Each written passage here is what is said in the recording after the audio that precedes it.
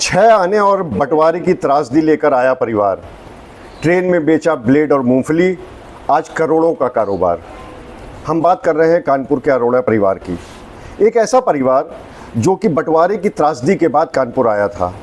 यहाँ पर उन्होंने ज़ीरो से शुरुआत करी, लेकिन आज पूरा कुटुंब तैयार है। और सबसे बड़ी बात यह है कि ऐसे समय में जबकि एकल परिवार का कॉन्सेप्ट पूरी तरह से ख़त्म हो चुका है, वहाँ पर आज भी ये पूरा परिवार संयुक्त परिवार की तरह रहता है।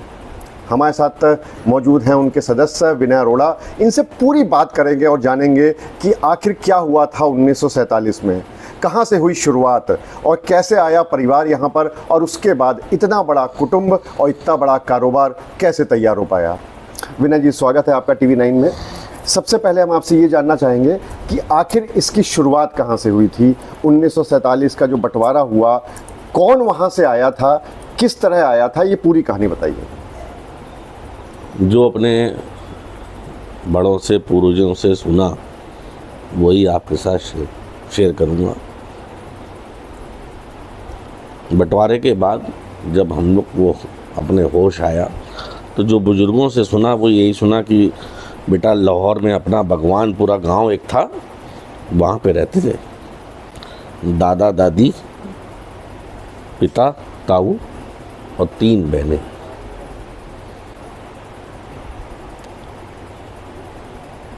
जैसा कि हम लोगों ने एक बॉलीवुड की फिल्म गदर में देखा, वही बुजुर्ग बताते थे कि वही सीन थे।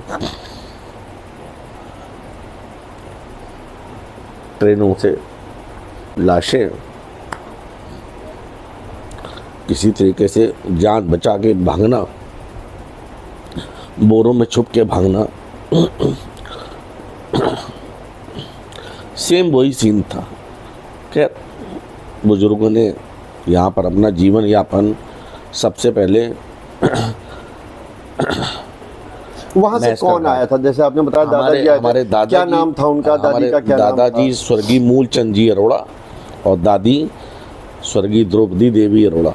वो लोग अपने 5 बच्चों के साथ यहाँ पर आए थे। बच्चों के साथ। कितने भाई बहन थे वो? हमारे पिताजी, ताऊ जी और 3 बुआ हमारी। तो वहाँ पे दादाजी क्या कारोबार किया करते थे? कपड़े का कारोबार था उनका वहाँ पर भगवानपुरा में, गांव में। और सब कुछ छोड़ना पड़ गया, मतलब बिल्कुल जीरो। जब बंटवारे में ऐसे ही आना पड़ा। बुजुर्गों से सुना कि भाई 6 आने थे उस समय, जब यहाँ आकर के मैस्कर घाट पे उन्होंने अपना जीवन यापन किया। हमारे बुजुर्गों के कोई मौसा जी थे, उनको पता चला था कि कानपुर में वो रहते हैं, और जब पार्टीशन नहीं हुआ था तो हरिद्वार से इनके पुराने लिंक थे। तो हमारी दादी को हमारे दादाजी ने कहा कि मैं बच्चों की जीवन यापन के लिए हरिद्वार जा कर के कोई काम वाम ढूंढता हूँ। और कहते हैं कि ज़मीन नहीं चलती, इंसान खुद चल के जाता है। वो वहाँ गए और पूरे हो गए। उनका देहांत हो गया वहीं पे। उसके बाद की ये जिंदगी है। जब वहाँ से दादा दादी आए आपके, जैसा आपने बताया कि आपके पिताजी, ताऊ जी, मतलब 2 बेटों और 3 बेटियों के साथ वहाँ से आए, तो यहाँ पे मैस्कर घाट में रुके। तो वहाँ रिफ्यूजी कैंप वगैरह में रुके होंगे? जी जी, बिल्कुल रिफ्यूजी कैंप था। और उसके बाद उन लोगों को परेड बड़ा चौराहा में स्थापित किया गया था एज ए रिफ्यूजी कैंप्स। जीवन यापन चलता रहा। परेड बाज़ार में बुजुर्गों ने कपड़ा बेचा, मूंगफली बेची, चलती ट्रेनों में ब्रेड बेचे। कितनी उम्र रही होगी उस समय पिताजी की और ताऊ जी की? हमारे ताऊ जी लगभग 12-13 वर्ष के थे और पिताजी हमारे 8 साल के थे। उसी उम्र में ही जीवन यापन के लिए ये सब बेचना पड़ा, उसे उतरना पड़ा सड़क पे। जी, वो कुंवारी बहनें थी, अब जीवन यापन करना था, चलाना था, तो पेट बहुत बुरी चीज़ है। पेट पालने के लिए सब कुछ।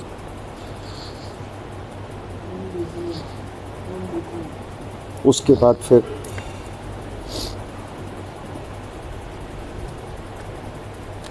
धीरे धीरे जीवन बढ़ा, गाड़ी बढ़ी। उस समय नगर महापालिका हुआ करती थी, तो नवीन मार्केट में 1957 में एक रिफ्यूजी मिनिस्टर थे श्री मेहर चंद जी खन्ना, उनकी ड्यूटी लगाई गई थी कि आपको इन रिफ्यूजियों को बसाना है। तब यहाँ पर ये कह करके बसाया गया कि भाई जिसको जो जो जगह चाहिए वो अपने अपने ट्रैक्टर से इसका कब्जा कर ले, और बहुत मात्र नॉमिनल रेट पे इन लोग को वो जगह पर उतनी अलॉटमेंट कर दी गई थी।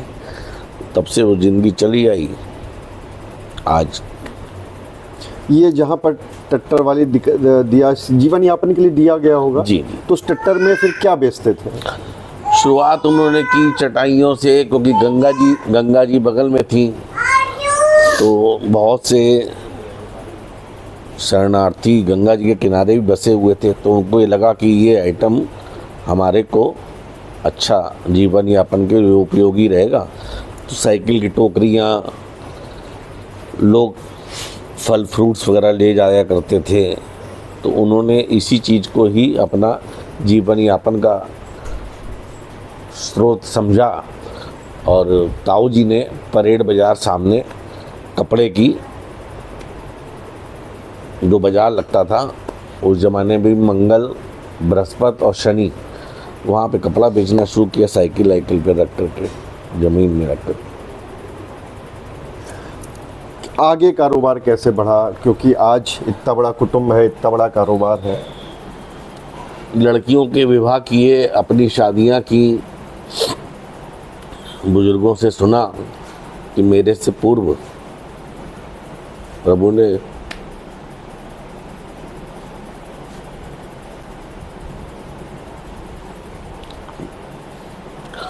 मेरी माँ को 2 पुत्र दिए।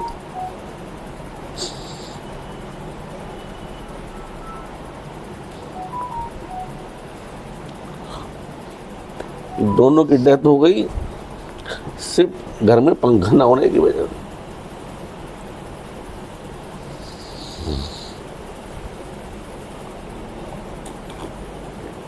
वो भी दिन बुजुर्गों ने देखी।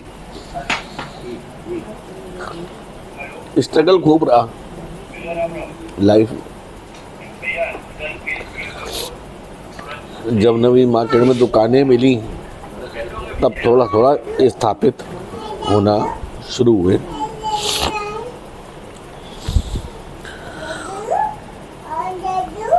खुद तो पढ़े नहीं थे, बताते थे बुजुर्ग कि उस जमाने में सिर्फ वहाँ उर्दू पढ़ने की इजाज़त थी पाकिस्तान में। जी, जो अब पाकिस्तान है, उस समय तो हिंदुस्तान का ही हिस्सा था, सिर्फ उर्दू ही पढ़ाई जाती थी और अपने अंतिम श्वास तक बस वो लोग उर्दू के अलावा कोई नहीं पढ़ा। आज की अगर हम बात करें, जैसे आपने बताया 6 आने से शुरुआत हुई, आपकी दादी यहाँ पर 6 आने लेके आई थी।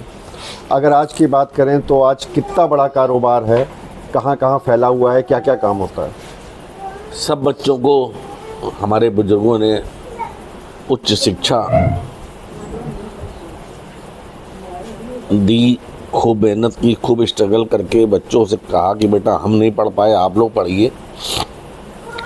परिवार में कई बच्चे नौकरी पेशे में हैं, कईयों को अपना अपना व्यापार में स्थापित किया। सब भाइयों ने खूब मेहनत की।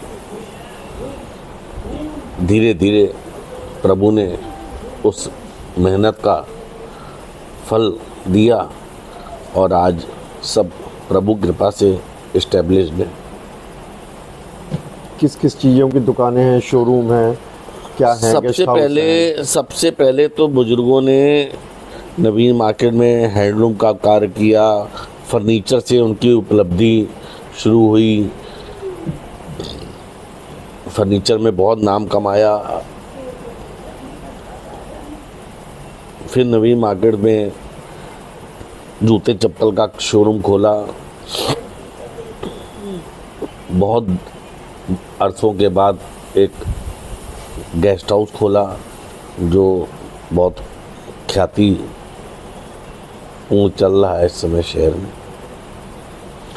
कई बच्चे हमारे बाहर बोर्डिंग में पढ़े, वो अच्छी अच्छी नौकरियों में चले गए, अच्छे अच्छे कारोबार में चले गए। एक बहुत बड़ी उपलब्धि है परिवार की कि आज एक बच्चा भी अगर होता है तो एक साथ नहीं रह पाते हैं, माँ बाप से अलग हो जाते हैं। आपका पूरा परिवार, पूरा कुटुंब, दर्जनों सदस्य जो हैं वो एक ही साथ रह रहे हैं, संयुक्त परिवार में रह रहे हैं, ये कैसे संभव हुआ? इसके पीछे हम यही कहेंगे माता पिता के संस्कार। अगर वो संस्कार ना होते तो ऐसा ना होता। तो आज भी सब लोग त्यौहार और सब एक साथ बनाते हैं। एक ही जगह पूजन होगा, एक ही जगह सब भोजन करेंगे। उम्र बढ़ती गई, परिवार बढ़ते गए, सदस्य बढ़ते गए, तो बुजुर्गों ने अपने जीवन के आखिरी श्वास में सबको अलग अलग कारोबार स्थापित कर दिए, अलग अलग घर स्थापित कर दिए। घर एक ही है, फ्लोर अलग अलग, अपना अपना बनाओ, अपना अपना खाओ, किसी से कोई लड़ाई नहीं, लेकिन सब एक ही जगह पे पूजन होगा, एक ही जगह पे सब बैठेंगे, एक ही जगह पे हंसेंगे, खेलेंगे, सुख दुख एक ही जगह पे शेयर करेंगे।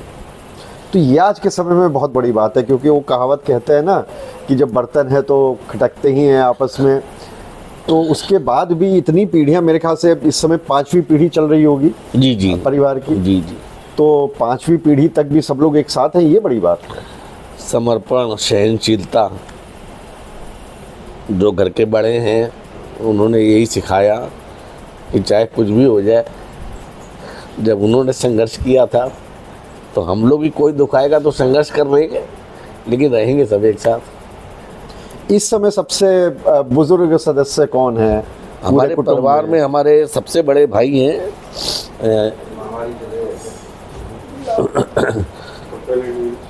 सबसे बड़े वो हैं, और सबसे छोटा जो सदस्य है वो भी वो सो रहा है। मतलब ये भी सबसे छोटा नहीं है। इधर आओ, हम आपको दिखाते हैं कि एक सबसे जो छोटा सदस्य है परिवार का, वो कैमरे पे आने को तैयार नहीं है। ये देखिए, ये है सबसे छोटे सदस्य। जय करो, नमस्कार, जय, नमस्ते, जय करो, जय जय करो, जय जय जय करते हैं। क्या नाम है आपका? आप अभी बोल तो पाओगे नहीं। इसका नाम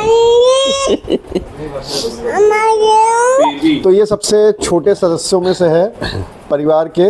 और एक बार मैं अपना कैमरा पर्सन को कहूँगा कि यहाँ पर पूरा कुटुंब बैठा हुआ है। पूरा तो नहीं है, लेकिन काफ़ी सदस्य बैठे हुए हैं, तो सबको एक बार दिखा दें कि यहाँ पर जो बड़े भाई हैं वो भी बैठे हुए हैं, जो घर की महिलाएं हैं वो भी हैं यहाँ पर, इस तरफ भी हैं।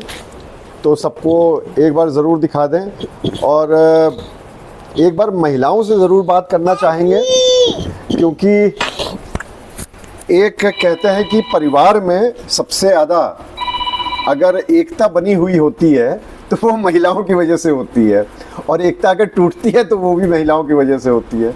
तो यहाँ पर महिलाएं हैं, उनसे बात कर लेते हैं। आपसे, अरे आपसे क्यों नहीं, हम तो आपसे करेंगे।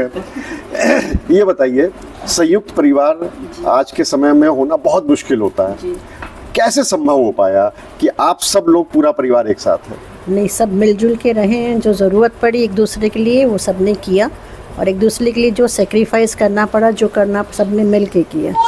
जो कोई भी कष्ट आया, कोई बीमारी आई, तो सब ने एक दूसरे से मिल के कहा सहाया सब कुछ। तो उसकी वजह से सब ठीक भी हुआ, सब सही भी रहा, आगे भी रहेगा। दिक्कत नहीं होती है जब एक साथ परिवार होता है और एक ही साथ त्यौहार? कोई कहता है, जैसे आजकल जनरली होता है कि हम वहाँ मनाएंगे त्यौहार और तुम वहाँ पे मनाओ, तो ऐसा कुछ नहीं होता? कोई परेशानी नहीं होती है। अब हम बीमार पड़े तो सब इन्हीं लोगों ने, सब ने किया, बचाने वाले यही लोग हैं, तो इसलिए कुछ फ़र्क नहीं पड़ता, कोई दिक्कत नहीं आती। हालांकि ये बात ज़रूर है कि जो त्रासदी है उस समय की, उसको याद करके आज भी आंखें नम हो जाती हैं। और भी महिला सदस्य हमारे साथ यहाँ पर मौजूद हैं परिवार की, उनसे भी बात कर लेते हैं। बिल्कुल सब कुछ ठीक रहता है, बर्तन नहीं खटकते? जी बिल्कुल नहीं, खटकते हैं कभी कभी, लेकिन हम लोगों का आपस में इतना प्यार है कि एक सेकंड के बाद हम लोग फिर सब कुछ भूल के एक हो जाते हैं। आपस में प्यार करते हैं, आपस में बातें करके क्लियर करते हैं, और फिर सब नॉर्मल हो जाता है।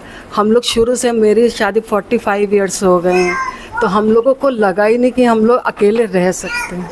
एक दूसरे के बिना इकट्ठे ही रहते, इकट्ठे ही खाते। त्योहारों में हम लोग सब पहले ही यहाँ पे आके मिलजुल के काम करते हैं, मिलजुल के खाना पीना खाते हैं, फिर अपने अपने उसमें घर में जाते हैं, एकदम मतलब एक फ्लैटों में।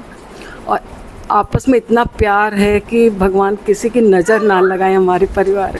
बिल्कुल, और नज़र लगेगी भी नहीं। बड़े भाई भी यहाँ पर मौजूद हैं। बाबू जी, एकदम सब बढ़िया से चलता है? बहुत अच्छा है जी, भगवान ने मेरा कैंसर का ऑपरेशन मेरा 2010 में प्रभु दिन आया है कि सब बिल्कुल ठीक ठाक हूँ। 3-4 ऑपरेशन हुए लेकिन ठीक है। मतलब सब कुछ ऑल इज वेल जिसे कहते हैं ना, कि हम लोग मूवी में देखते हैं कि ऑल इज वेल। थोड़ा सा बताइएगा ज़रूर। इतना है कि मुझे 50 साल हो गए और बौजी पिताजी जो उनको हम बड़े को बौजी कहते हैं पिताजी, और हम पूरी जॉइंट फैमिली और एक ही किचन हमने 30 साल तक की। जब हमारे बच्चे शादियां होने लायक हुए तब पिताजी लोगों ने कहा कि अब क्या कहते एक एक करके मतलब कर सकते। आप शादी होके यहाँ पर आई थी? हाँ जी, 50 साल पूरे हो गए। 50 साल पूरे हो गए। 50वीं फरवरी में मनाई है मैंने 50th पूरे परिवार के साथ। अच्छा, एक बात बताइए, जब वहाँ से शादी होके जिस समय आप आई होंगी, हाँ, उस समय मायके वालों ने नहीं कहा कि कहाँ जा रही हो संयुक्त परिवार में? आजकल तो बड़ा कहते हैं ना। ऐसा नहीं है, मेरी माँ को और मेरे मायके वालों को ये लोग बहुत प्यार करते थे और वो भी इनको बहुत प्यार करते थे। आज तक कभी कोई बात ही नहीं हुई कि उन्होंने देखा हो कि मेरी बहू मेरी बेटी किस कमरे में है या कहाँ है क्या नहीं, कुछ ऐसा नहीं हुआ। अब ये छोटा परिवार में जो मतलब बड़ा परिवार के जो छोटे सदस्य हैं वो भी यहाँ पर मौजूद है। बोल तो नहीं पाएंगे, लेकिन देखिए कितनी प्यारी बच्ची है। और देखिए अपने हमारे साथ युवा सदस्य भी हैं। आप लोग को लगा नहीं कि जैसे संयुक्त परिवार का आजकल कॉन्सेप्ट तो ख़त्म हो चुका है, लेकिन आप लोग जब वहाँ पे पैदा हुए फिर थोड़ा बड़े हुए तो लगा नहीं कि अरे इतना पुराना परिवार चला आ रहा और एक साथ रह रहा, कैसे रहेंगे? सर, मैं 4th जनरेशन को रिप्रेजेंट करता हूँ इस फैमिली की। सर, हमारा संस्कारों में ही जॉइंट फैमिली वाला बात है। तो हम तो न्यूक्लियर जो आप सवाल कर रहे हैं, हमारे वो शक न्यूक्लियर फैमिली के लिए हैं। हमारे लिए तो जॉइंट फैमिली ए और जॉइंट फैमिली जेड है। बस यही है कि जैसे चाची हैं, ताई जी हैं और ताऊ जी हैं, चाचा हैं, सिर्फ मम्मी पापा का रोल मम्मी पापा ही नहीं, ये सब भी हमारे लिए उसी दर्जे के हैं, माँ बाप के ही दर्जे के। तुम्हें ये नहीं मिलेगा, तुम्हें अगर बोलना हो तो मिलेगा, ऐसे नहीं मिलेगा।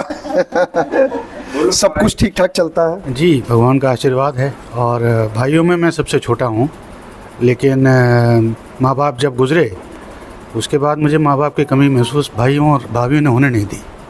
तो यही आशीर्वाद है हम लोगों को, और इसी का हम लोग भगवान से शुक्र मनाते हैं और चाहते हैं कि दुनिया में सब लोग इसी तरह रहें, क्योंकि हम उसकी अच्छाइयाँ देखते हैं और आगे भी ऐसे ही चले, ईश्वर से प्रार्थना है। अच्छाइयाँ देखते हैं। और सबसे बड़े सदस्य जो हैं, सबसे बुजुर्ग सदस्य, आप प्लीज़ यहीं पे बैठ जाएं, उनसे बात कर लेते हैं। परिवार इतना बड़ा, कुटुंब इतना बड़ा, सब संयुक्त परिवार में कैसे मैनेज हो पाता है एक साथ सबका रहना? सबका रहना इसलिए मैनेज हो पाता है कि सब एक दूसरे में बहुत प्यार करते हैं, इसलिए बड़े हैं छोटे भी बात मानते हैं, उनकी बात हम भी मानते हैं, इसीलिए निपट जाते। मतलब आपसी अंडरस्टैंडिंग जो होती है उससे सब हो जाता है, क्योंकि छोटों की बात भी कई बार माननी पड़ती है। ये सबसे छोटे हैं? अच्छा, जो हमने आपको दिखाया था वो छोटे से थोड़े से बड़े थे और अब जो है वो सबसे छोटे हैं। देखिए ये बच्चा जो है ये अब सो के उठे हैं और सबसे छोटे सदस्य हैं। यहाँ पे बहुत सारा कुटुंब है, परिवार है। कुछ जो नई जनरेशन की महिलाएं हैं उनसे ज़रूर जानना चाहेंगे, क्योंकि सबसे ज़्यादा मुश्किल होता है उनके लिए। आपसे एक बात जानना चाहेंगे। ये सबसे नई जनरेशन की, बट इस फैमिली में 3 महीने पहले ही आई है। अच्छा, सिर्फ 3 महीने पहले आई हैं। तो देखिए ये सबसे अच्छी तरह से बता सकती हैं, क्योंकि अभी 3 महीने पहले आई हैं। जब शादी की बात तय हुई, उसके बाद फिर ये हुआ कि आपको जाना है, तो आजकल तो सबसे पहले जो मायके वाले हैं वो ये देखते हैं कि अरे सास तो नहीं है घर में, ससुर तो नहीं है घर में। यहाँ तो पता चला पूरा 2 दर्जन सदस्य है, इतने सारे हैं, तो घबराहट नहीं हुई आने में? मैं आपको बताऊँ, मतलब ये मेरी जो फैमिली है, हम सब में इतना प्यार है। मतलब मेरे को 3 महीना हुआ है मैंने ब्रेकफास्ट नीचे किया है, लंच ऊपर किया है, डिनर बगल में किया है, मतलब जहाँ मेरा जो मन होता है और फील नहीं होता ये ससुराल है। ये सब घर वाले और इतना प्यार है ना आपस में, मतलब मेरे को सिर्फ 3 अब मैं इनके बिना रह नहीं पाऊंगी। आप जो अलग से रहने की बात कर ये रहे भी हैं, तो कह सकते हैं कि अभी सिर्फ 3 ही महीना हुआ है, अभी अरे देखो नहीं, आगे नहीं। क्या क्या होता है। अभी मैं आपको बताऊँ, हमारा रक्षाबंधन का फेस्टिवल हुआ था, तो बचपन में मेरी जॉइंट फैमिली थी, फिर बाय रीज़न मैं सेपरेट होकर न्यूक्लियर फैमिली में आ गई थी। तो मैं अपने दादी बाबा को बहुत मिस करती थी कि मुझे उनके साथ रहना है। और जब यहाँ मैंने राखी बनाई ना सबके साथ, मैं आपको वो हैप्पीनेस शेयर भी नहीं कर पाऊँगी। तो वो जो प्यार है ना हमारा आपस में, और सब बहुत प्यार करते हैं, मतलब मुझे फील ही नहीं होता कि मैं बहू हूँ, मुझे बेटी के तरीके रखते हैं और मैं बहुत खुश रहती हूँ यहाँ पर। बहुत बड़ी बात है, क्योंकि इस तरह का आज के समय में संयुक्त परिवार में रहना वो अपने आप में बढ़िया। अब आपकी जो आगे की जनरेशन है वो अब उसको किस तरह से संस्कार देने की ज़रूरत है, क्योंकि आप लोगों को जो संस्कार मिले उसका आप लोग अभी तक पालन कर रहे हैं, लेकिन आगे भी देना ज़रूरी है, क्योंकि दिन ब दिन ये जो परिवार का कॉन्सेप्ट है ये ख़त्म होता जा रहा है। सर आपका बिल्कुल सही है। हम लोग जब भाई लोग आपस में बैठते हैं तो संस्कार सर इम्पॉर्टेंट है, बट इम्पॉर्टेंट तो ये भी कि आप जो मेमोरीज़ बनाते हो, तो हम साथ में बेनिफिट्स भी देखते हैं, सबके साथ में रहने का क्या बेनिफिट है, और बच्चों की अपब्रिंगिंग कैसी अच्छी रहती है वहाँ पे। हम भाई लोगों को तो आजकल दोस्त लोग सबके होते हैं, बट हम लोग को वैसी रिक्वायरमेंट कभी नहीं आई। हम भाई लोग ही आपस में इतने थे कि हम लोग क्रिकेट टीम बना के आपस में खेल लेते थे तो सर उसके बेनिफिट्स हैं। एंड आप जब भी आगे जाते हो तो आप याद रखते हो उसको कि आपकी अपब्रिंगिंग कैसी रही है, and so and so fourth. हम वो चाहेंगे कि हमारे जो किड्स हो वही सेम बेनिफिट्स और मेमोरीज वो भी रहें, उनको भी मिले। बिल्कुल ठीक बात है। कुछ और सदस्य मौजूद है, लेकिन उनसे सवाल थोड़ा सा अलग होगा। किसी भी दुनिया में एक चीज़ के सिर्फ फ़ायदे नहीं हो सकते, नुकसान होते ही होते हैं। संयुक्त परिवार के क्या नुकसान है? नुकसान भी एक तरीके से फ़ायदा ही कि लड़ना भी सीख जाते हैं आपस में, कि आराम से डिसएग्रीमेंट कैसे किया जाए, ठीक बात, और शांति सुलझाया कैसे जाए। बचपन में बड़े भाइयों से मार भी पड़ी है तो वो भी सहना सीख जाते हैं। तो ये सारी चीज़ें थोड़े नुकसान / फ़ायदे हैं इसके। हाँ, विनय जी से बात हो रही थी, तब उन्होंने इस बात को कहा था कि जब एक साथ रहते हैं तो हमें सुख और दुख दोनों के लिए ही किसी बाहर वाले की ज़रूरत नहीं पड़ती है, आपस में ही हो जाता है। सही बात है, ये बात सही है बिल्कुल, कि हम लोग इस फैमिली में इतने टाइम से देख रहे हैं, तो वी हैव सीन दैट कि कोई भी प्रोज एंड कॉन्स है, कोई है अवेलेबल है नहीं है तो मैनेज हो गया। आज मान लीजिए कोई हॉस्पिटलाइज हुआ, अगर आप न्यूक्लियर फैमिली में रहते तो एक आदमी के लिए बर्डन होता है, तब being in a joint family हमारे लिए वो कभी दिक्कत नहीं आई। सबने मिलजुल के, कोई कभी तुम चले जाओ कभी तुम चलो, तो उस चीज़ से व्यापार भी हैम्पर नहीं हुआ और घर की गृहस्थी भी हैम्पर नहीं, तो लोगों ने मिलकर बड़ा वो सपोर्ट से चला हुआ है। अब ये चीज़ें हमेशा चलती रहेंगी और आगे भी संस्कार जो है वो इसी तरह से दिए जाएंगे। बिल्कुल ऐसे ही चलेगा। कब तक चले अच्छी बात है, जब तक चलेगा अच्छा चलेगा। अरे अब तो 5 पीढ़ी निकाल दी, तो अब जब इतना चल चुका है तब तो बहुत ज़्यादा चलेगा। और यहाँ पे जिस तरह से आप देख रहे हैं, छोटे से छोटा परिवार, बड़े से बड़ा सदस्य यहाँ पर, मतलब बड़े से बड़े परिवार में छोटे से छोटा सदस्य, और जो सबसे बुजुर्ग हैं वो भी यहाँ पर मौजूद हैं। एक सदस्य और हैं। ये देखिए, ये हमारे यहाँ 8 साल के थे तब यहाँ आए थे नेपाल से अब आप एक बात को समझिए, जो यहाँ पर विनय जी के दादाजी आए थे, तो विनय जी के जो पिताजी थे उनकी उम्र थी 8 साल, और उसके बाद जो एक और सदस्य हैं जो 8 साल के थे तब इस घर में आए थे और अभी तक हो। आप कहाँ से आए थे ये बताइए? नेपाल से। अच्छा, मतलब एक परिवार आया पाकिस्तान से, आप आ गए नेपाल से, और सब लोग आके बस गए कानपुर में। तो आपका आगे परिवार बढ़ा कि नहीं बढ़ा अभी तक? अभी है, बहू है, बेटा है, सब है, नाती है। तो आपने भी एक ही परिवार को संभाल के रखा हुआ है, उसी बस वहीं पे जम गया आके? वहीं जम गया, कहीं कोई दिक्कत नहीं होती है? अच्छा, अंदर की बात बताइए। देखिए, हमें किसी सदस्य ने नहीं बताया, सबने कहा कि सब बहुत अच्छा होता है, आप हमें अंदर की बात बताओ। लड़ाई झगड़ा होता होगा? नहीं, हमारा सब सही है। सब सही है परिवार में? नहीं होता है? चलिए, ये जो परिवार है ये भी एक बड़ी बात है, क्योंकि डांट देते हैं। कई बहुएं इनके रहते हैं। जी बैठिए। बहुओं ने इस घर में नई नवेली दुल्हन बन के आई है, उसका भी इसी ने स्वागत किया है। अच्छा तो किसी बच्चे को, जैसे मेरी छोटी बहू ने बताया कि अगर माँ ने कोई स्वादिष्ट खाना नहीं बनाया तो किसी के यहाँ भी घुस जाओ, जिसको अच्छा लगे वो वहाँ से खा लो। कि ये आवश्यकता नहीं है कि हम लोग अगर कभी देखते हैं तो जब भी कभी बॉलीवुड की बात होती है तो वहाँ पर हमेशा कहा जाता है कि जो कपूर परिवार है वो पूरी की पूरी जनरेशन वो एक साथ रहती है। और एक तरह से कह सकते हैं जैसे कानपुर का अरोड़ा परिवार है, ये भी इतने सालों से एक साथ रह रहे हैं। और जिस तरह हम लोगों ने अभी अंतिम सदस्य से बात करी जो कि यहाँ पर आए थे, काम करने आए थे और उसके बाद से एक परिवार के सदस्य की तरह ही यहाँ पर रह रहे हैं, और उनको भी उतना ही समय हो गया है जितना इस पूरे परिवार को बने हुए हो गया। और इस तरह के जो संयुक्त परिवार है ये देखने को आजकल नहीं मिलता है। शायद यही वो ताकत थी समाज की जो एक परिवार को, एक समाज को एकजुट रखा करता था। लेकिन धीरे धीरे अलग अलग कारणों से परिवार भी बिखरते चले गए, एकल परिवार में तब्दील हो गए। लेकिन अरोड़ा परिवार जो इतने साल पहले जब बंटवारे के बाद यहाँ पर आया था और उसके बाद यहाँ पर स्थापित हुआ, 6 आने और बंटवारे की त्रासदी लेकर जो परिवार आज आया वो पूरी तरह से सक्षम है, व्यापार है और सबसे बड़ी बात पूरा परिवार एक है। और इस आज़ादी के महोत्सव पर हम उस पूरे परिवार को अपनी तरफ से बधाई देते हैं। अनुराग अग्रवाल, TV9 कानपुर।